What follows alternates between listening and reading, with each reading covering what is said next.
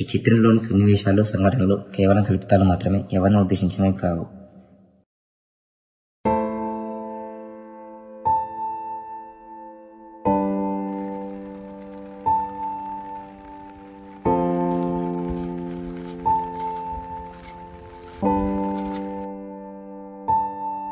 అరే మా ఫ్రెండ్ అజయ్ గారు బండి కొన్నారు తెలుసారా? ఎప్పుడు కొన్నాడు? కొన్నారా మొన్న? ఒరే వాడు కొన్నాడారా? అయితే నేను కూడా కొనాలి. మా డాడీ దగ్గర ఒక 30,000 ఉన్నాయి. డౌన్ పేమెంట్ ఒక 30,000 కట్టి ఈఎంఐ ఎంత అయినా పర్లేదు రా, ఎట్లా నేను తీసుకుంటా బైక్. రాయల్ ఎన్ఫీల్డ్ తీసుకోరా? రాయల్ ఎన్ఫీల్డ్ కాదురా, జావా తీసుకుంటారా. నేను మన ఊర్లో ఏందో చూపిస్తా. రాయల్ ఎన్ఫీల్డ్ పెంచుకుంటారా? నా రేంజ్ ఏందో చూపిస్తా. మన మామ జావా బైక్ మీద ఒక అమ్మాయిని తీసుకొని తిరిగి మంచి ఉసారి మీద ఉన్నారుగా. ఏం లేదురా మామ, ఒక జావా బైక్ తీసుకుందాం అనుకుంటాను. ఈఎంఐ ఎంత అయినా ఏం కాదు, ఊర్లో మన రేంజ్ ఏందో తెలవాలి. అరే నీలాగే పెద్ద బండి అని 220 తీసుకొని చచ్చిపోయింది రా ఒకడు. అవునా? ఎప్పుడు రా? వాడి లైఫ్ అండ్ డెత్ స్టోర్ వచ్చింది చూడురా. అసలు ఏదిరా? చూడు.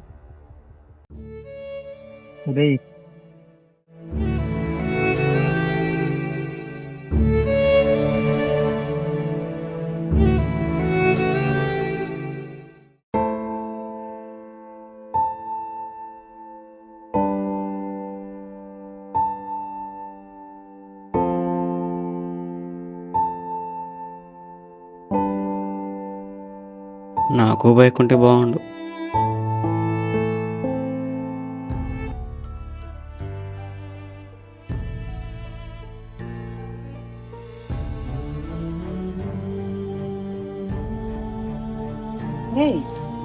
ఎలా కొన్నారా? ఈఎంఐ లోన్ ద్వారా తీసుకున్నారా?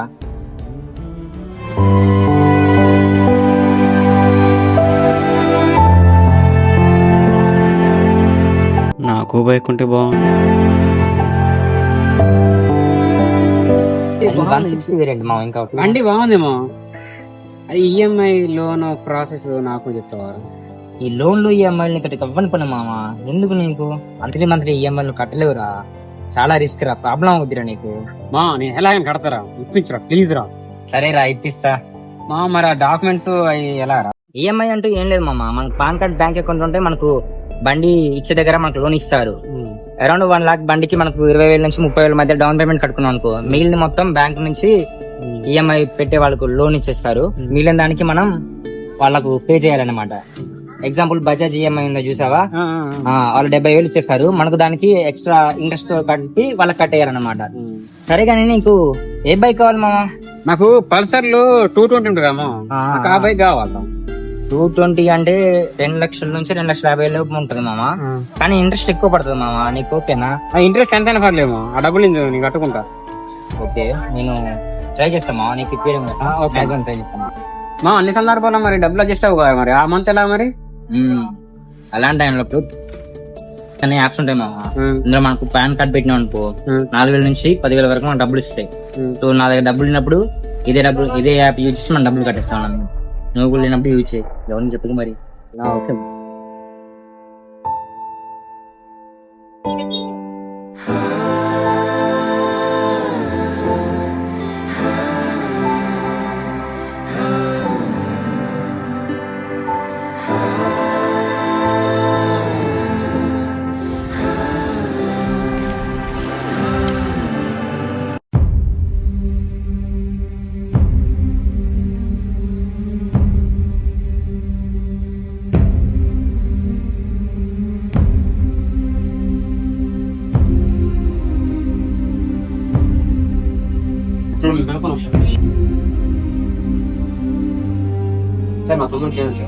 మీ తమ్ముడికి త్వరలో బ్లడ్ క్లాట్ అయింది. వెంటనే 1 వారం రోజుల్లో ఆపరేషన్ చేయించుకోవాలి. ఒకవేళ ఆపరేషన్ చేయకపోతే బతకడం కష్టం. ఎంత ఖర్చు అవుతుంది సార్? ఆపరేషన్ ఖర్చు వచ్చి 10 లక్షలు అవుతుంది. 10 లక్షల? మినిమం ఒక 5 లక్షల వరకైనా చూసుకోవాలి.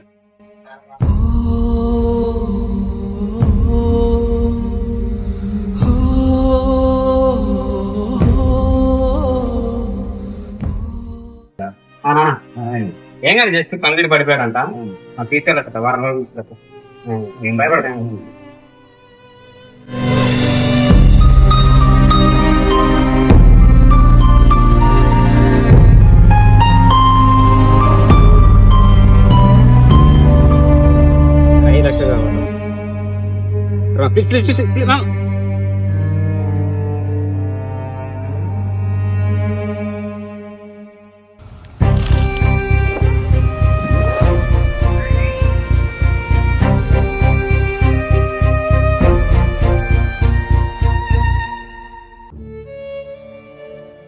అరే మా నాకు అర్జెంట్ 5 లక్షలు కావాలరా. అరే 5 లక్షలు అంటే వెళ్ళరు కానీ 2 లక్షలు ఉన్నాయిరా, సెండ్ చేయాలా? అరే ఏదో ఒకటి చేసి ఇంకో 3 లక్షలు చూడరా, నాకు 5 లక్షలు చాలా అర్జెంట్ రా. 3 లక్షలు అంటే నాకు తెలిసిన లోన్ ఉందిరా, 3 లక్షలు ఇస్తారు కానీ కొంచెం ఇంట్రెస్ట్ ఎక్కువ. తీసుకోగలుగుతావా? తీసుకుంటామా ఖచ్చితంగా తీసుకుంటా. తీసుకుంటా కానీ టైం టు టైం కట్టాలి, లేకపోతే ప్రాబ్లం అయిపోద్ది. నేను టైం టు టైం కట్టుకుంటా, ఖచ్చితంగా కట్టుకుంటా. సరే మామ, ప్రాసెస్ నేను వాట్సాప్ లో పంపిస్తా, చూడు సరే. ఓకేనా? సరే అమ్మా. ఓకే.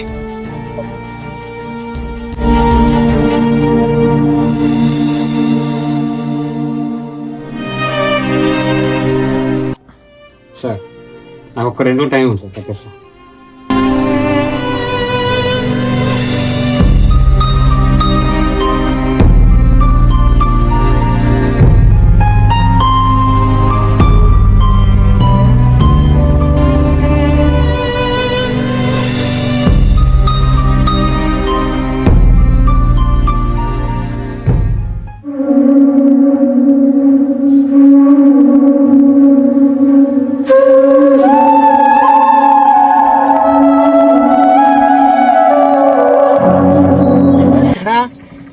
సందీప్ గారు ఇల్లకర్రా మేడం ఒక 2 డేస్ టైం ఇవ్వండి, ఖచ్చితంగా కట్టాను మేడం. ఖచ్చితంగా ఒక 2 డేస్ ఇవ్వండి టైం. సందీప్ గుర్తుపట్టావా? 6 నెలల నుంచి ఈఎంఐ పెండింగ్ ఉంది, ఎప్పుడు కడతావు? అసలు ఎంత డ్యూ ఉందో తెలుసా? 6 months నుంచి పెండింగ్. ఏంటి నాకు ఒక 2 రోజులు టైం పడుతుంది సార్. ఎలా చేసిన కట్టేస్తా. ఇప్పటికీ కట్టలేదు కానీ ఫోన్ ఎత్తలేదు, మెసేజ్ రిప్లై లేదు. ఇంటికి నడతా మీ ఇంటికి మనతో మాట్లాడదా ఇంటికి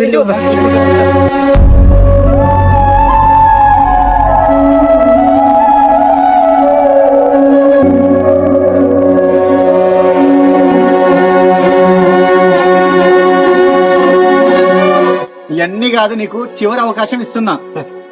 3 రోజులు ఈలోపు ఈఎంఐ దానికి సంబంధించిన డ్యూ మొత్తం పెండింగ్ క్లియర్ చేయాలి. ఓకేనా? సరే సార్. ఓకేనా?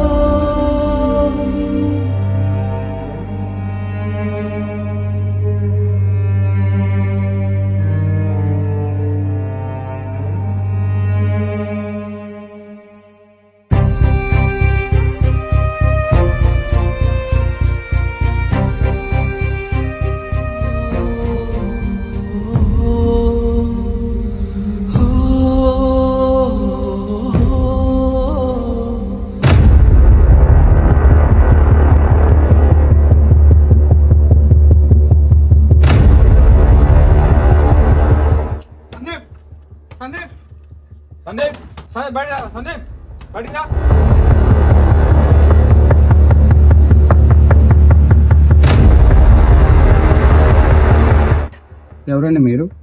సందీప్ నీకేమైతాడు? బయటికి రమ్మాను. మా అబ్బాయి అండి. మా అబ్బాయితో మీకేం పని? ఈఎంఐ రికవరీ ఏజెన్సీ వచ్చామండి. మీ అబ్బాయి 6 నెలల నుంచి ఈఎంఐ కట్టడం లేదండి. ఈఎంఐ అంటే ఏంటి? ముందు మీ అబ్బాయిని పిలవండి, ఈఎంఐ అంటే ఏంటో చెప్తాడు. 6 నెలల నుంచి మీ సందీప్ ఈఎంఐ కట్టట్లేదు, నగరాలు ఉందా? గొడవ చేయకండి, మా అబ్బాయిని వేస్తా ఉండండి.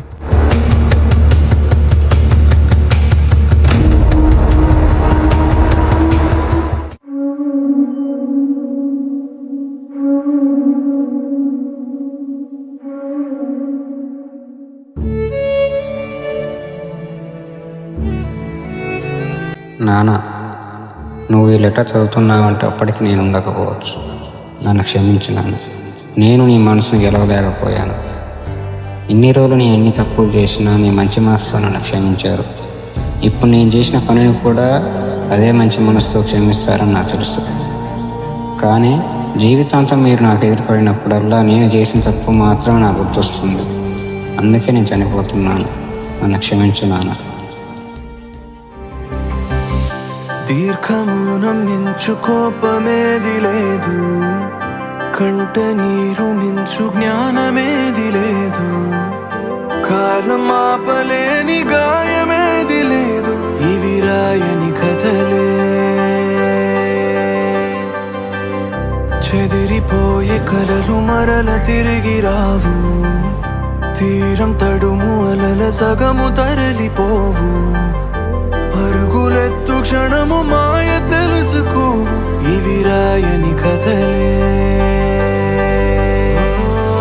రాయని కథలే, రాయని కథలే,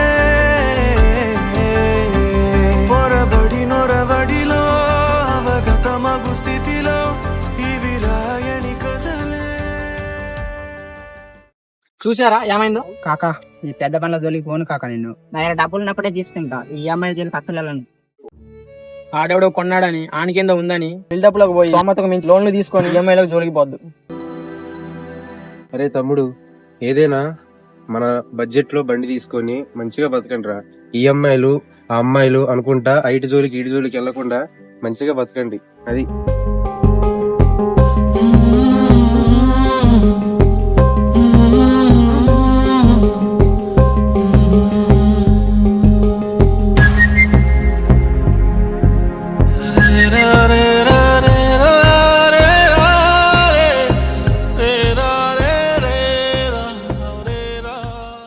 ప్రస్తుత సమాజంలోని యువత ఈఎంఐ అనే బాధ్యతతో బ్రతుకుతున్నారు. ఈఎంఐలు తీసుకోవడం తప్పు కాదు, కానీ మన జీవితంలో ఎప్పుడు ఎలాంటి సమస్య ఎదురవుతుందో ఎవరికీ తెలియదు. ఉన్న స్థాయిని మరిచి అనవసరమైన ఈఎంఐలు తీసుకొని ఇలా జీవితాలను నాశనం చేసుకోకండి.